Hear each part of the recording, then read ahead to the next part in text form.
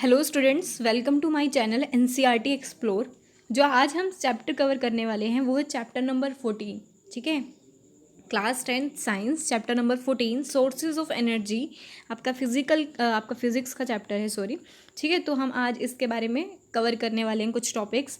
तो सबसे फर्स्ट आपकी कंप्लीट एनसीईआरटी जो है हम करेंगे। एनसीईआरटी के हर एक टॉपिक को, हर एक कंसेप्ट को हम क्लियर करेंगे।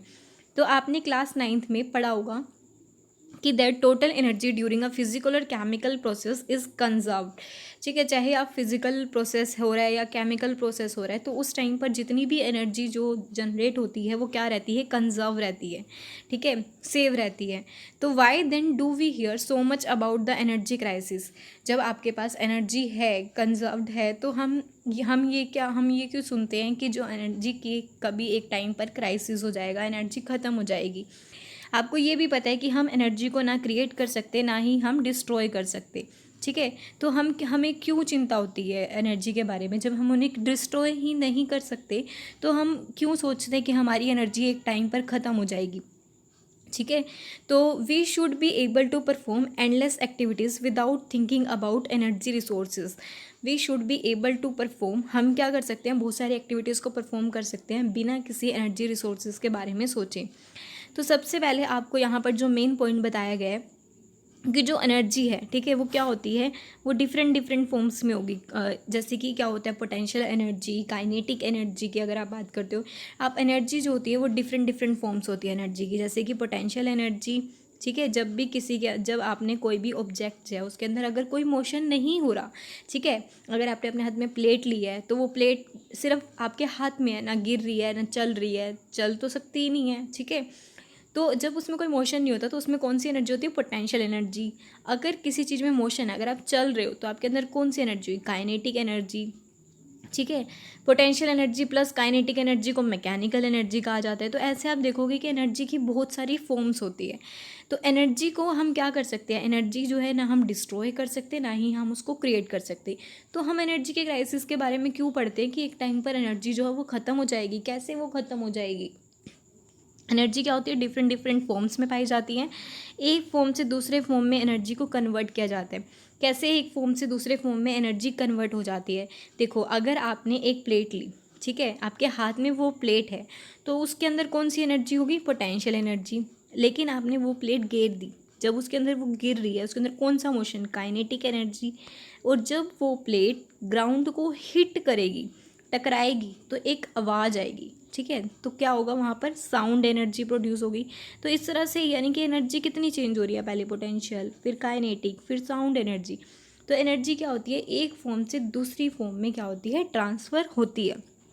ठीक है, तो इसके अंदर इन्होंने यही बताया है कि आपकी जो एनर्जी है वो एक फॉर्म से दूसरी फॉर्म में कन्वर्ट होती है। जैसे हमने एक प्लेट को क्या करा, हाइट पे से गिरा दिया, गिराने के बाद जो पोटेंशियल एनर्जी थी प्लेट की वो कन्वर्ट हो गई साउंड एनर्जी में।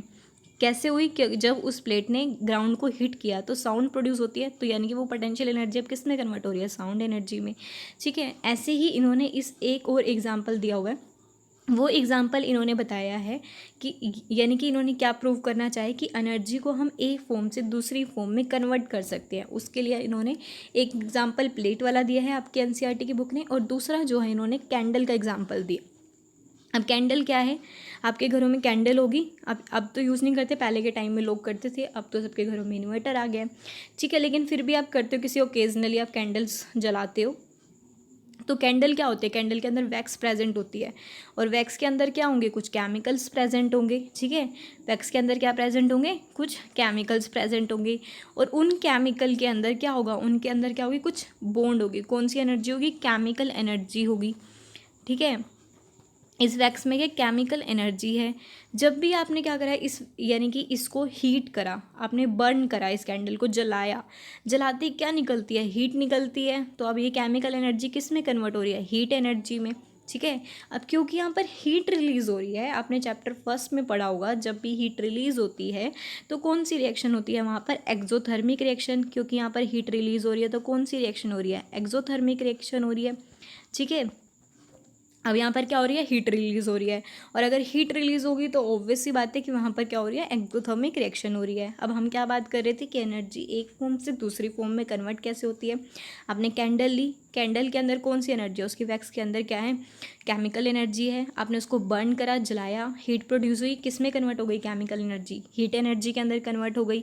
ठीक है, तो इस तरह से एक फॉर्म से दूसरी फॉर्म में एनर्जी जो है वो कन्वर्ट हो जाती है। ठीक है, तो इसके बारे में आपको पता लग गया ये। अब यहाँ पर देखो, अगर हमने कैंडल को जलाया तो ये क्या होगी, प्रोसेस हाईली एक्सोथर्मिक होगी क्योंकि इसमें हीट निकल रही है। तो जो केमिकल एनर्जी होगी वैक्स के अंदर वो कन्वर्ट हो जाएगी हीट एनर्जी के अंदर, और आपको लाइट मिलती है तो लाइट एनर्जी के अंदर, जब भी आपने कैंडल को बर्न करा। ठीक है, तो इस तरह से आपको पता लग गया कि एनर्जी जो है एक फॉर्म से दूसरी फॉर्म में कन्वर्ट हो सकती है। ठीक है, उसको हम ना क्रिएट कर सकते ना ही हम उसको डिस्ट्रॉय कर सकते। तो जो भी हमारी एनर्जी प्रोड्यूस होती है, चाहे वो फिज़िकल प्रोसेस से हो रही हो चाहे वो केमिकल प्रोसेस से हो रही हो, वो हमेशा सेम रहेगी। ठीक है, जैसे कि अब आपको एक but suppose we consider the burning candle, हम दोबारा से एक बर्निंग कैंडल को इमेजिन करते हैं। क्या हम क्या कर सकते हैं, दोबारा से हम इसको हीट और लाइट देकर हम वैक्स बना सकते हैं, हम वैक्स की फॉर्म कर सकते हैं दोबारा से। या फिर आपने क्या करा, एक पानी लिया, गर्म पानी, ठीक है, उसको आपने गर्म पानी को थोड़ी देर के लिए सराउंडिंग में रख दिया, और वो थोड़ी देर में क्या हो जाता है, पानी आपका ठंडा हो जाता है, सारी हीट एनवायरनमेंट में चली जाती है। क्या वो हीट दोबारा से आप यूज़ करके अपने पानी को गर्म कर सकते हो, ऐसा पॉसिबल है? जो भी हीट यहाँ पर लॉस्ट हो जाती है, क्या उसको आप दोबारा यूज़ कर सकते हो? जो भी हीट आपकी लॉस्ट होती है, जो एनवायरनमेंट में चली जाती है, क्या हम उस हीट से दोबारा से अपने ठंडे पानी को गर्म कर सकते हैं? ऐसा पॉसिबल नहीं है। जो हीट डिसिपेट हो जाती है ना, उसको हम दोबारा से यूज़ नहीं कर सकते। ठीक है, तो यही चीज़ें बताई गई है कि we will see that energy in the usable form is dissipated to the surroundings. जो भी यानी कि एनर्जी सराउंडिंग में चली जाती है उसको आप जो है दोबारा से नहीं यूज़ कर सकते, can not be used again. उसके बाद है कि आपको एनर्जी के बारे में पता लग गया। ठीक है, एनर्जी को एक फॉर्म से दूसरी फॉर्म में कन्वर्ट किया जा सकता है, कैसे किया जा सकता है, आपने उसके एग्जांपल्स देख लिए। ठीक है, तो अब जो एनर्जी जो हमारी हीट लॉस हो रही है, क्या हम उससे दोबारा यूज़ कर सकते थे? नहीं कर सकते थे, वो भी आपको पता लग गया।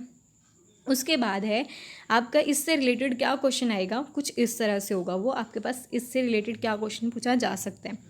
उसके बाद है आपको दिख गया कि आपके पास किस तरह से जो है क्वेश्चन आएगा।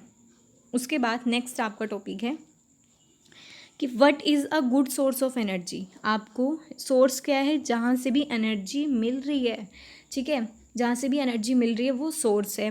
तो आपको बताना है कि गुड सोर्स कौन सा होगा, जहाँ से आपको एनर्जी मिल रही है वो क्या है, आपका सोर्स है। और गुड सोर्स ऑफ एनर्जी क्या होगी, गुड सोर्स क्या होगी, उसके लिए कौन कौन सी प्रॉपर्टी होगी। तो उसके लिए what can then be the considered as a good source of energy. आप किस चीज़ को यानी कि गुड सोर्स कंसिडर करोगे, कौन कौन सी प्रॉपर्टी होगी गुड सोर्स ऑफ एनर्जी की। तो आप क्या करते हो, देखो इसके लिए सबसे पहले तो आपको ये बताया गया कि डिफरेंट फॉर्म्स ऑफ एनर्जी कौन कौन सी हैं। हम जो है प्रॉपर्टीज़ के बारे में अभी 2 मिनट बाद बात करेंगे। अभी हम जो है ये बात कर रहे हैं कि जो एनर्जी है वो कैसे कैसे पोजेस करते हैं, कौन कौन सी फॉर्म होती है। देखो आपके मसल्स के अंदर जब आप फिजिकल वर्क कर रहे हो तो उसके अंदर कौन सी एनर्जी होती है, मस्कुलर एनर्जी होती है। जब आप क्या करते हो, कुछ फिजिकल वर्क परफॉर्म करते हो, ठीक है, आपके घरों में कुछ एप्लियंसेस होंगे, वायर, बल्ब्स, ठीक है, फ़ैन, इनको आप कैसे चलाते हो, इलेक्ट्रिकल एनर्जी देकर। तो इलेक्ट्रिकल एनर्जी किसके अंदर होगी, कुछ एप्लियंसेस, इलेक्ट्रिकल एप्लियंसेस के अंदर होगी। केमिकल एनर्जी किसके अंदर होगी, जो भी फूड आप कुक करते हो, जो भी व्हीकल जो रन करते हैं उनके अंदर, सबके अंदर क्या होती है, केमिकल एनर्जी होती है। तो ये डिफरेंट फॉर्म्स होती हैं एनर्जी की। उसके बाद अगर आपको चूज़ करना है कि जो आपकी जहाँ से आपको एनर्जी मिल रही है, ठीक है, गुड सोर्स ऑफ एनर्जी की प्रॉपर्टीज़ क्या होंगी। तो सबसे फर्स्ट अगर गुड सोर्स ऑफ प्रॉपर्टी की यानी कि गुड सोर्स कौन सा होगा, जिसको आप इजीली असेस कर सको, ठीक है, तो वो क्या होगा, गुड सोर्स होगा। जहाँ से भी आपको एनर्जी मिल रही है, जिससे भी, जैसे कि आप एग्जांपल अपने दिमाग में जो है एलपीजी सिलेंडर का एग्जांपल ले लो, ठीक है। एलपीजी सिलेंडर क्या है, जिससे आपको एनर्जी मिलती है ना, और उस एनर्जी से, उस हीट से आप खाना बना सकते हो। तो ये सोर्स क्या हो गया, एलपीजी हो गया, ठीक है। तो एलपीजी सिलेंडर का आप यूज़ करते हो, क्या उसमें से गैस निकलती है, हार्मफुल गैसेस निकलती हैं, नहीं निकलती। तो इसलिए ये क्या है, गुड सोर्स है, जिसमें क्या होती है, हार्मफुल गैस नहीं निकलती। ठीक है, तो गुड सोर्स क्या होगा, जिसमें से कोई हार्मफुल गैस ना निकले, तो वो गुड सोर्स है। दूसरा, क्या उसमें से धुआं निकलता है, जब आप खाना बनाते हो एलपीजी सिलेंडर्स का यूज़ करके, क्या धुआं निकलता है, नहीं निकलता। तो जिसमें कोई भी स्मोक ना हो, वो भी गुड सोर्स ऑफ एनर्जी है। ठीक है, जिससे कि बर्न करने पर या हीट बर्न करने पर ज़्यादा हीट निकले।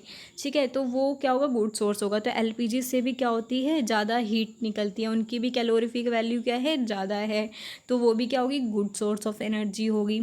आप एलपीजी सिलेंडर क्या होते हैं, आपके घरों में थोड़ी बनते हैं, आते हैं ना गैस एजेंसी से, इजीली इसको हम ट्रांसपोर्ट कर सकते हैं ना। तो जो इजीली ट्रांसपोर्ट हो जाए वो भी क्या हो जाएगा, गुड सोर्स ऑफ एनर्जी है। ठीक है, तो और क्या होते हैं, आप इनको ऐसा तो नहीं कि लाखों में एक सिलेंडर मिलता हो, नहीं ना, आप मतलब अफोर्डेबल होते हैं, आप इनको खरीद सकते हो, इकोनॉमिकल हैं। ठीक है, तो ये क्या होने चाहिए, इकोनॉमिकल होने चाहिए। तो आप राइट कर सकते हो कि गुड सोर्स ऑफ एनर्जी की प्रॉपर्टीज़ क्या क्या होनी चाहिए। आप इनको ईजिली जो स्टोर कर सको, ट्रांसपोर्ट कर सको, इकोनॉमिकल होने चाहिए। ठीक है, उसके बाद जो है, what would do a large amount of work per unit volume, यानी कि यहाँ पर क्या हो कि लार्ज अमाउंट ऑफ वर्क होना चाहिए पर यूनिट वॉल्यूम पर। ठीक है, इजीली एसेसिबल होनी चाहिए, कोई भी स्मोक प्रोड्यूस ना हो और कोई भी हार्मफुल गैसेस यहाँ पर प्रोड्यूस ना हो। ठीक है, उसके बाद आपको क्वेश्चन नंबर फर्स्ट में दिया गया, what is a good source of energy. तो आप ये सारे पॉइंट्स राइट कर सकते हो जो मैंने आपको बताया, कि कोई भी स्मोक प्रोड्यूस ना हो। ठीक है, कोई बर्न करने पर कोई गैसेज ना रिलीज़ करता हो, हार्मफुल गैसेज, इसलिए आप उसको ट्रांसपोर्ट कर सकते हो। ये सब पॉइंट्स आप राइट कर सकते हो। उसके बाद what is a good fuel. Good fuel क्या होगा, उसके अंदर भी यही प्रॉपर्टीज़ होनी चाहिए कि जब भी आप उस फ्यूल को बर्न करते हो तो ज़्यादा हीट प्रोड्यूस हो, कोई हार्मफुल गैसेस ना रिलीज़ करे। ठीक है, थर्ड, ईजिली आप उसको ट्रांसपोर्ट कर सको। फोर्थ, उसमें कोई भी स्मोक या रेजिड्यू फॉर्म ना होते हो। फिर आपसे क्वेश्चन थर्ड में पूछा गया है, if you could use any source of energy for heating your food. अब अगर आपको कोई भी एनर्जी का सोर्स यूज़ करना है अपने फूड को कुक करने के लिए, तो आप किसका यूज़ करोगे और क्यों करोगे। अब आपके घरों में एलपीजी का यूज़ होता है ना, तो आप एलपीजी के सारी पॉइंट्स बता दोगे कि हम एलपीजी प्रेफर करेंगे, क्योंकि उसमें कोई भी हार्मफुल गैसेस नहीं निकलती जब हम उसको क्या करते हैं, बर्न करते हैं एलपीजी सिलेंडर को, तो उसमें से कुछ हार्मफुल गैसेस नहीं निकलती, ना कोई स्मोक होता, कोई धुआं भी नहीं होता, और इससे क्या होती है, हीट, इसकी कैलोरीफिक वैल्यू भी हाई है, इजीली हम इसको एसेस कर सकते हैं। ये क्या होती है, इजीली ट्रांसपोर्ट की जा सकते हैं, एलपीजी सिलेंडर्स का स्टोरेज भी हो सकता है। ठीक है, तो आप ये सारे पॉइंट्स जो हैं वो राइट कर लोगे। उसके बाद है आपका क्वेश्चन, यानी कि आपका जो है topic number second, 14.2 conventional sources of energy. ठीक है, तो यहाँ पर कन्वेंशनल सोर्सेज ऑफ एनर्जी के बारे में अब हम क्या करेंगे, स्टडी करेंगे। तो उससे पहले कन्वेंशनल सोर्सेज ऑफ एनर्जी क्या है, जो आपकी जो ये सोर्सेज ऑफ एनर्जी हैं, सबसे पहले इनको क्लासीफाई किया गया है। जो ये सोर्सेज ऑफ एनर्जी है, ठीक है, इनको जो है क्लासीफाई किया गया टू ग्रुप्स के अंदर। वो कौन कौन से होंगे, एक होगा कन्वेंशनल, ठीक है, एक तो होगा आपका कन्वेंशनल और दूसरा होगा नॉन कन्वेंशनल।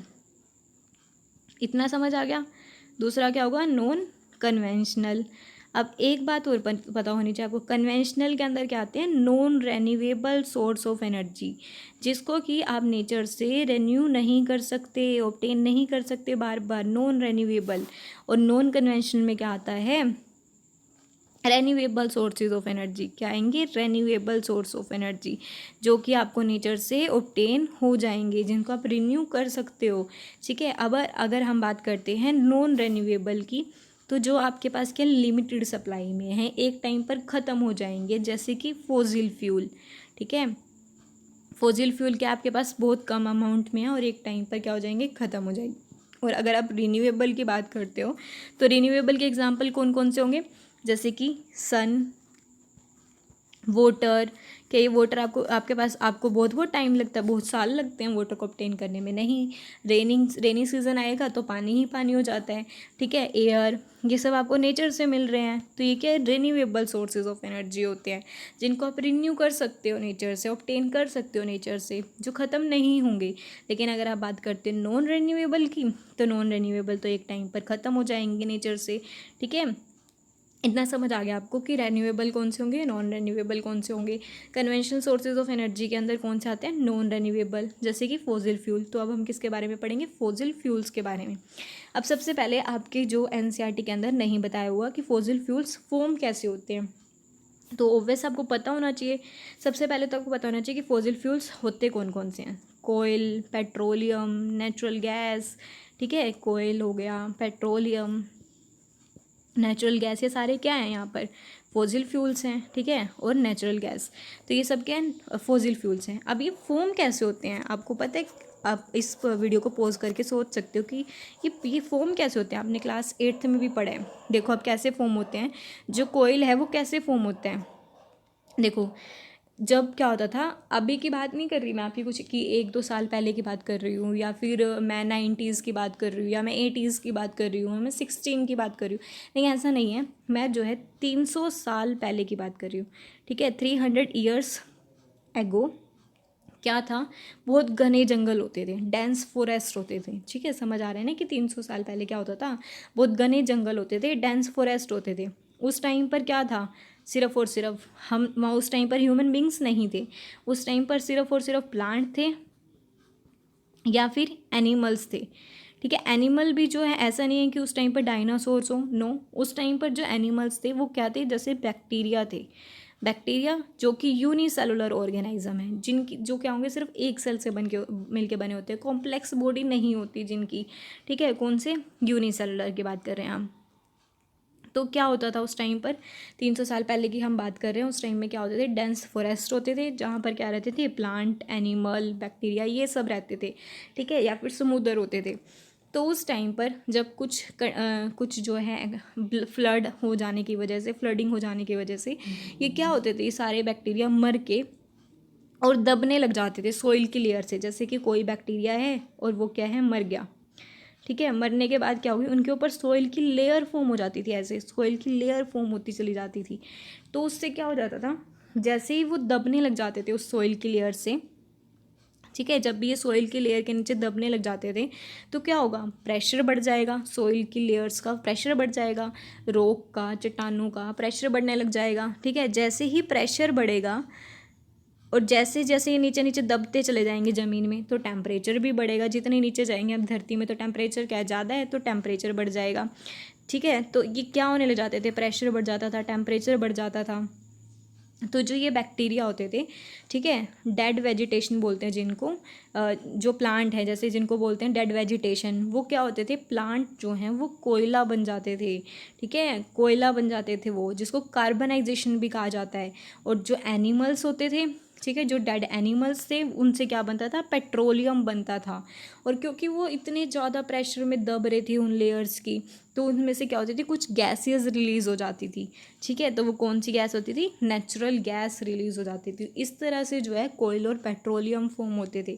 तो अब इनको बनने में कितने साल लगे, मिलियन मिलियन ईयर्स लगे हैं। और अगर आप इनको ज़्यादा से ज़्यादा यूज़ करोगे तो ये ख़त्म हो जाएंगे, और क्योंकि हमारे पास तो ये लिमिटेड सप्लाई में है ना, तो इसलिए हमें क्या करना चाहिए, हमें इनको यूज़ अच्छे से, मतलब कम करना चाहिए।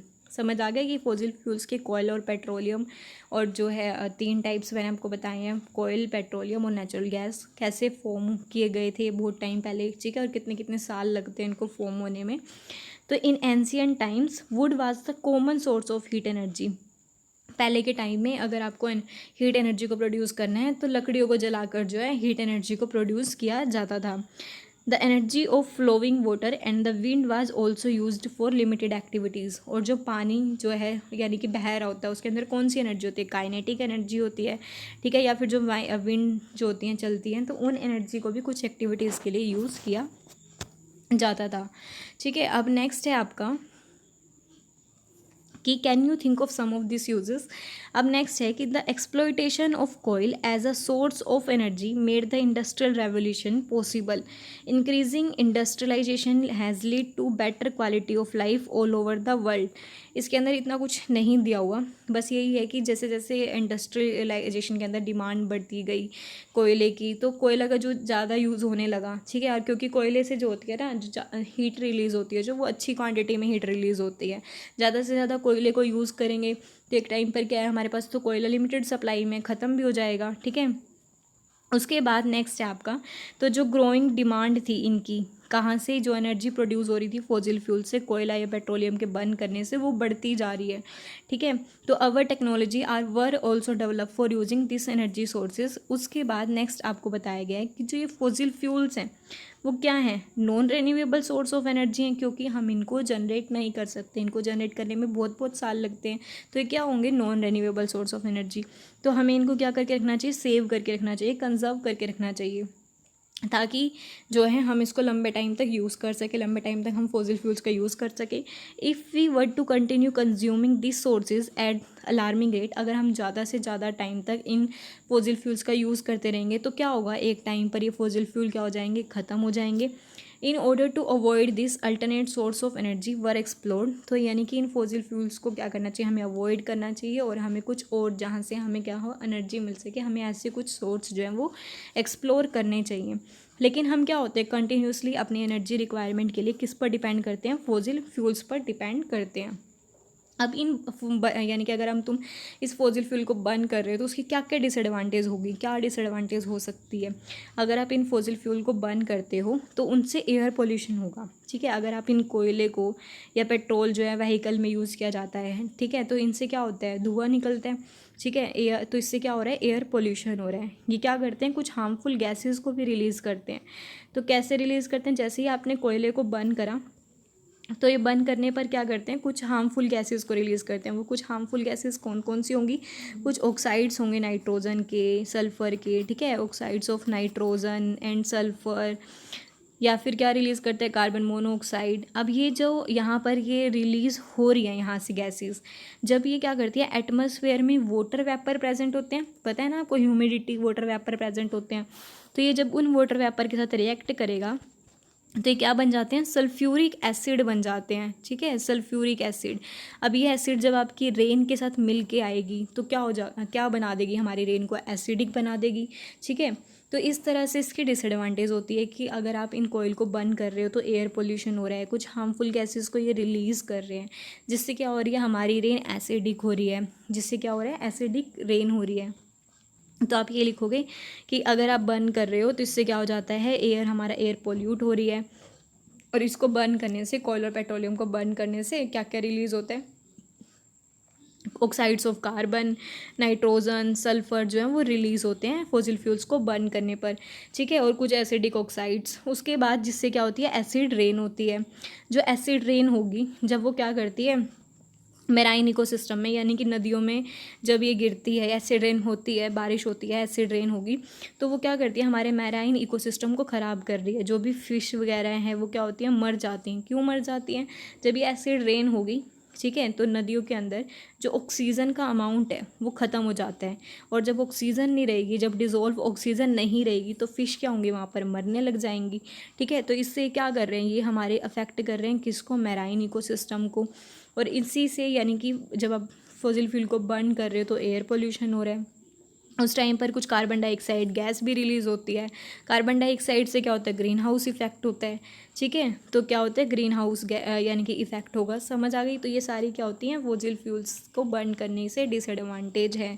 तो इसलिए हमें क्या है, कम से कम फॉसिल फ्यूल्स का यूज़ करना चाहिए। उसके बाद कुछ और डिसएडवांटेज आपको बताई गई है, वो कौन कौन सी है। Pollution caused by the burning fossil fuel can be somewhat reduced by increasing the efficiency of the combustion process and use various technique to reduce the escape of harmful gases and ashes into the surroundings. इन्होंने क्या बोला यहाँ पर कि जो pollution हो रहा है किसकी वजह से, जब हम फॉसिल फ्यूल को बर्न कर रहे हैं तो हम उसको कम कर सकते हैं। वो कैसे कर सकते हैं, हम कंबशन प्रोसेस से कर सकते हैं, या फिर हम कुछ जो हैं वेरियस टेक्निक का यूज़ करके हम इस हार्मफुल गैसेस को कम कर सकते हैं। जो हार्मफुल गैसेस प्रोड्यूस हो रही है ना इन फॉसिल फ्यूल्स को बर्न करने से, ठीक है, उनको कम कर सकते हैं। तो उसके लिए हमें क्या करना पड़ेगा, Beside being used directly for various purpose in gas stoves or vehicle, do you know fossil fuel are the major fuel used for generating electricity. अगर हम एक साइड रख के चले गैस स्टोव्स और व्हीकल पर्पज़ के लिए, अब हम क्या कर रहे हैं, पेट्रोलियम का यूज़ करते हैं ना व्हीकल चलाने के लिए, तो अगर हम उस चीज़ को एक साइड रखें तो हम फॉसिल फ्यूल का यूज़ कर रहे हैं किस लिए, इलेक्ट्रिसिटी को जनरेट करने के लिए भी करते हैं।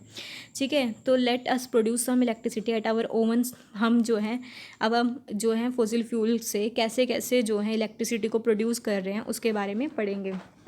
देखो, जो थर्मल पावर प्लांट्स होते हैं, आपने सुना होगा, थर्मल पावर प्लांट के अंदर हीट का यूज़ करके जो है इलेक्ट्रिसिटी को जनरेट किया जाता है। तो वो कैसे किया जाता है, ठीक है। तो यानी कि हीट का यूज़ करके इलेक्ट्रिसिटी को कैसे प्रोड्यूस करते हैं थर्मल पावर प्लांट में। सबसे पहले इन्होंने एक एक्टिविटी के जरिए आपको समझाया है, मैं आपको वो एक्टिविटी बताऊँगी कैसे होता है। सबसे पहले इसके अंदर क्या किया इन्होंने, एक एक्टिविटी के जरिए बताया कि एक प्रेशर कुकर लिया जिसमें आपने वाटर डाल दिया, पानी डाल दिया, ठीक है। और आपने पानी डाल दिया, आप पानी को क्या करते हो, गैस पे रख दोगे, उसको हीट प्रोवाइड करोगे। जैसे ही पानी गर्म होने लगेगा तो क्या प्रोड्यूस होती है उसमें, जैसे ही पानी गर्म होने लगता है तो वहाँ से क्या निकलती है, स्टीम निकलेगी। स्टीम को वेस्ट नहीं करना, स्टीम को स्टीम पाइप के जरिए जो है आपने टरबाइन पर डालना है। जैसे ही टरबाइन पर वो स्टीम पड़ेगी, टरबाइन क्या करने लगेगा, घूमने लगेगा। और जैसे ही टरबाइन घूमने लगेगा, ये डायनमो क्या है, इलेक्ट्रिक जनरेटर है, ठीक है। जैसे ही यहाँ पर ये टरबाइन घूमेगा, इलेक्ट्रिक जनरेटर का आर्मेचर कोयल भी घूमने लग जाएगा। जैसे ही इलेक्ट्रिक जनरेटर का आर्मेचर कोयल घूमेगा तो यहाँ पर क्या होगी, इलेक्ट्रिसिटी प्रोड्यूस होगी, ठीक है। तो यहाँ पर समझ आया आपको कैसे थर्मल पावर प्लांट के अंदर इलेक्ट्रिसिटी को जनरेट किया जाता है। यानी कि सबसे पहले आपने प्रेशर कुकर लिया, यहाँ से हीट प्रोवाइड की, पानी गर्म हो गया, स्टीम प्रोड्यूस हुई, स्टीम को स्टीम पाइप के जरिए टरबाइन पर डाला गया। टरबाइन पर जब स्टीम डलेगी तो ये क्या करेगा, रोटेट करना स्टार्ट करेगा। जैसे ही टरबाइन रोटेट करेगा, इलेक्ट्रिक जनरेटर का आर्मेचर कोयल भी रोटेट करेगा। जैसे ही आर्मेचर कोयल रोटेट करेगा, इलेक्ट्रिसिटी जनरेट होगी, ठीक है। और पावर लाइंस के जरिए उसको जो है आगे ट्रांसफ़र कर दिया जाएगा। इस तरह से जो होता है वो आपका थर्मल पावर प्लांट के अंदर जो है इलेक्ट्रिसिटी को प्रोड्यूस किया जाता है। अब थर्मल पावर प्लांट के अंदर कैसे किया जाता है, उसके अंदर जो है स्टैक्स होते हैं, स्टैक, ठीक है। स्टैक्स के अंदर सारे के सारे कोयले को इकट्ठे कर लिया जाता है, सारा कोयले का कलेक्शन होगा। अब कोयल को यहाँ पर क्या किया जाता है, बर्न किया जाएगा, जलाया जाएगा। अब जलाएंगे तो क्या होगी, हीट प्रोड्यूस होगी। फिर इस हीट को यानी कि बॉयलर से कनेक्ट कर दिया जाता है, ये होते हैं बॉयलर, ठीक है। अब ये सारी हीट जो है यहाँ बॉयलर में जाएगी और नीचे से क्या कर दिया जाता है, वाटर पाइप लगा दिए जाते हैं, यहाँ पर वाटर टैंक, ठीक है। यहाँ से पानी जाएगा, तो अब पानी को क्या मिल रही है, हीट मिल रही है। जब पानी को हीट मिलेगी तो पानी क्या हो जाएगा, यहाँ पर गर्म होगा और उबलने लगेगा, और उबलेगा तो स्टीम प्रोड्यूस होगी। तो यहाँ पर क्या हो जाएगी, टरबाइन से जोड़ दिया जाता है इनको। अब यहाँ पानी की सारी स्टीम जो है वो टरबाइन पर पड़ेगी, और जब टरबाइन पर पड़ेगी तो टरबाइन क्या करेगा, रोटेट करेगा। और टरबाइन रोटेट करेगा तो इलेक्ट्रिक जनरेटर रोटेट करेगा, इलेक्ट्रिक जनरेटर का आर्मेचर कोयल रोटेट करेगा, और इलेक्ट्रिक जनरेटर चलेगा तो क्या होगी, इलेक्ट्रिसिटी प्रोड्यूस होगी, ठीक है। और यहाँ पर क्या है, जितनी भी स्टीम को यूज़ कर लिया, ऐसा नहीं है कि बाकी की स्टीम को वेस्ट कर दिया जाए, नहीं, बाकी की स्टीम को फर्दर जो है वाटर के टैंक से कनेक्ट कर दिया जाता है। कैसे कर दिया जाता है, जो यहाँ पर बाकी की स्टीम होगी उसको कंडेंस कर दिया जाता है, उसका टेम्परेचर कम कर दिया जाता है, और दोबारा से उसको पानी बन जाता है, उसका कोल्ड वाटर बना के और दोबारा से उस पानी का यूज़ कर लिया जाता है। अगर हम स्टीम को वेस्ट करते रहेंगे तो एक टाइम पर ऐसा भी तो होगा ना कि वाटर की कमी हो जाएगी, इसलिए हम उस स्टीम को दोबारा से यूज़ कर लेते हैं, ठीक है। तो अब आप कैसे कैसे राइड करोगे इसको, सबसे पहले टरबाइन, ये बताने की आपको ज़रूरत तो नहीं है, फिर मैं बता देती हूँ। This is our turbine for generating electricity. Turbine का काम क्या होता है, इलेक्ट्रिसिटी का जनरेट करना। जो टरबाइन होता है वो किससे मिलके बना होता है, एक मूविंग पार्ट जिसको कि रोटर ब्लेड बोलते हैं, जो आपको देखने को मिल रहे हैं, ठीक है। जब मूविंग फ्लूइड क्या करता है, इस ब्लेड को घुमाने में काम करेगा, जिससे कि एनर्जी जो है रोटर पर पड़ेगी। Thus we see basically we need to move the fan. Basically हमें क्या करना है, इस फ़ैन को रोटेट करना है। जैसे जैसे ये फ़ैन रोटेट करेगा वैसे वैसे क्या हो जाएगा, डायनोमो रोटेट करेगा, मतलब इलेक्ट्रिक जनरेटर का आर्मेचर कोयल रोटेट करेगा, जो क्या करेंगे, मैकेनिकल एनर्जी को कन्वर्ट कर देंगे इलेक्ट्रिकल एनर्जी के अंदर, ठीक है।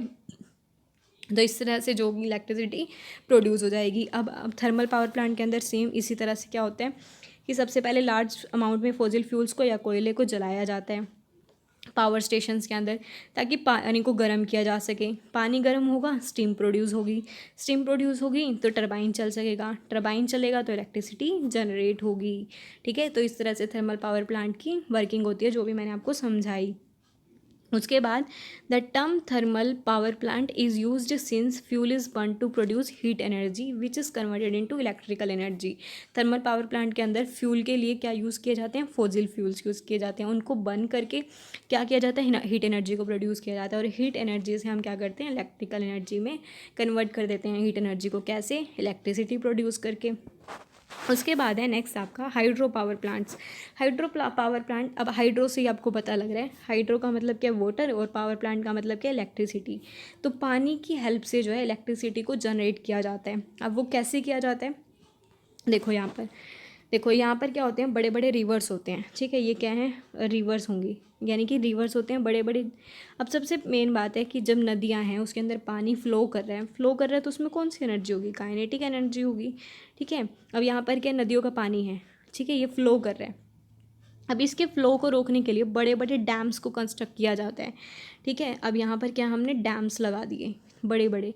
हम ज़्यादा हाइट पे ये डैम्स क्यों लगाते हैं, अब यहाँ पर क्या है, सॉरी, जब रुका हुआ पानी, अभी हमने क्या करना है कि ये पहले क्या था, फ्लो कर रहा था, तो उसमें कौन सी एनर्जी थी, काइनेटिक एनर्जी। लेकिन जब हमने डैम्स लगा दिए, बड़े बड़े लार्ज रिजर्वियर्स बना दिए इनको, पानी यहाँ पर रुक गया, स्टोर हो गया, तो अब इसमें कोई भी मूवमेंट नहीं हो रही, तो कौन सी एनर्जी हुई, पोटेंशियल एनर्जी, ठीक है। तो अब यहाँ पर क्या है, हम हाइट पे ही डैम्स क्यों लगाते हैं, इसलिए लगाते हैं क्योंकि देखो पोटेंशियल एनर्जी का फॉर्मूला क्या होता है, मास इनटू ग्रेविटेशन इनटू में हाइट, ठीक है, mg। तो अगर हाइट बढ़ेगी तो पोटेंशियल एनर्जी भी बढ़ेगी, इसलिए हम डैम्स को बहुत ज़्यादा हाइट पर लगाते हैं, क्योंकि जितनी हाइट पर डैम्स होंगे उतनी क्या होगी, इसकी पोटेंशियल एनर्जी होगी, इस पानी की पोटेंशियल एनर्जी उतनी ही ज़्यादा होगी, ठीक है। तो अब यहाँ पर क्या होता है कि रिजर्वियर के अंदर क्या है, आपका पानी जो कि स्टोर किया हो गया, स्टोर किया आपने, जिसमें क्या हाई पोटेंशियल एनर्जी है। फिर उसके बाद यहाँ पर क्या है, स्लुइस गेट्स को कंस्ट्रक्ट किया जाता है। तो यहाँ, और फिर जैसे ही स्लुइस गेट ओपन करेंगे तो यहाँ से सारा जो आपका स्टोर फॉर्म पानी का, जिसके अंदर ज़्यादा पोटेंशियल एनर्जी है, वो अब किस में कन्वर्ट हो जाएगा, हाई काइनेटिक एनर्जी में।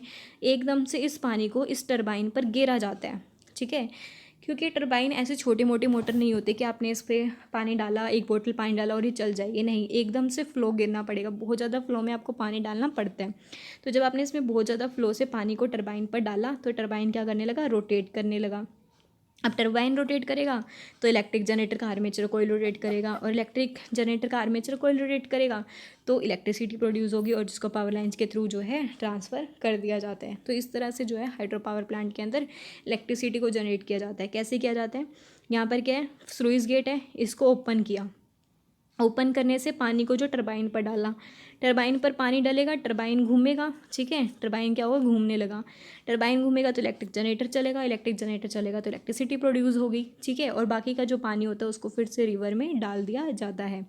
तो अब आप इसके अंदर कैसे राइड करोगे, देखो सबसे पहले यहाँ पर क्या है कि अनदर जो है ट्रेडिशनल सोर्स ऑफ एनर्जी है वो क्या है, यहाँ पर सबसे पहले जब पानी फ्लो कर रहा था नदी के अंदर तो उसके अंदर कौन सी एनर्जी हुई, काइनेटिक एनर्जी। फिर आपने क्या कर दिया, डैम्स लगा दिए, डैम्स लगा के उस पानी को रोक दिया एक जगह पे, तो ये किस में कन्वर्ट होगी, पोटेंशियल एनर्जी के अंदर, ठीक है।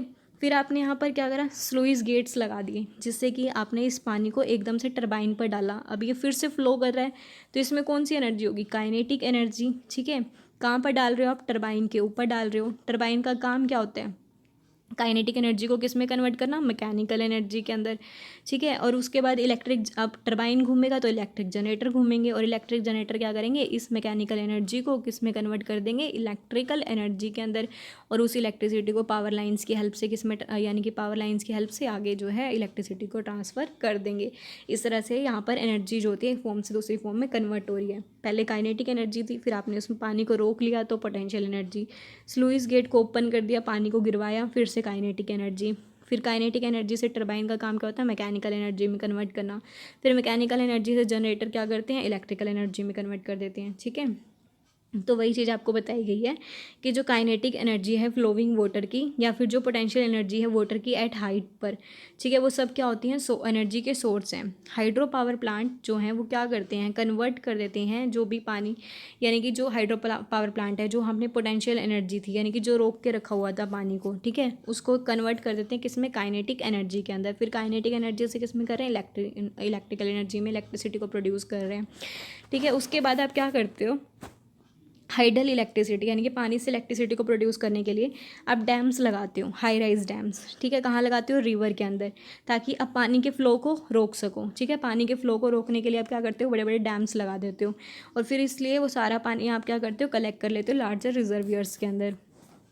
जो भी वाटर क्या होता है, अब यहाँ पर जो सबसे पहले जो पानी फ्लो कर रहा था उसमें काइनेटिक एनर्जी थी, लेकिन आपने डैम्स लगा दिए तो उसमें किस में कन्वर्ट हो गया, पोटेंशियल एनर्जी के अंदर कन्वर्ट हो गया, ठीक है।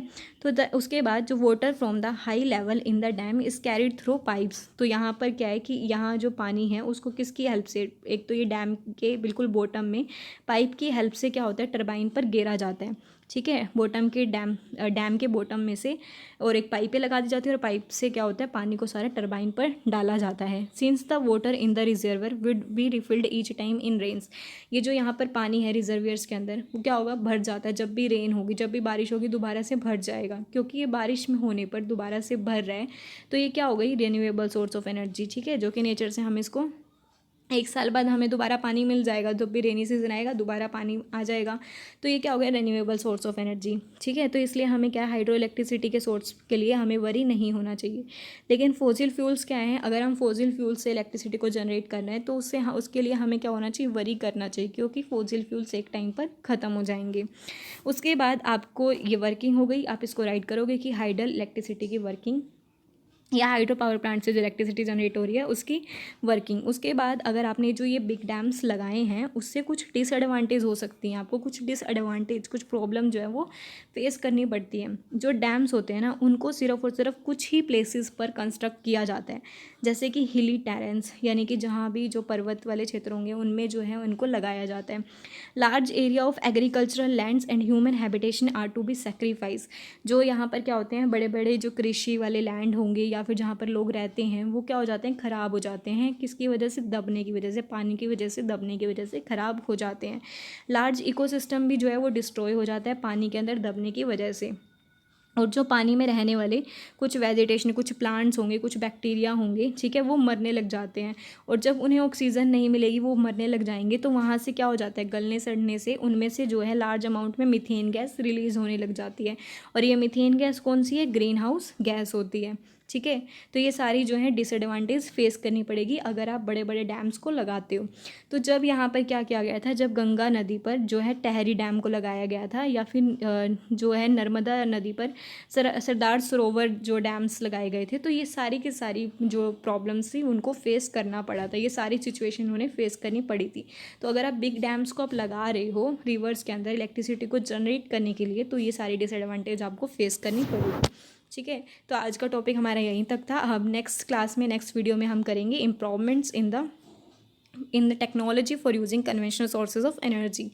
और आपको अगर इस वीडियो में कुछ भी समझ आया हो तो प्लीज़ लाइक कमेंट करना ना भूलें और चैनल को सब्सक्राइब ज़रूर करें और अपने फ्रेंड्स के साथ शेयर करना ना भूलें। Thank you.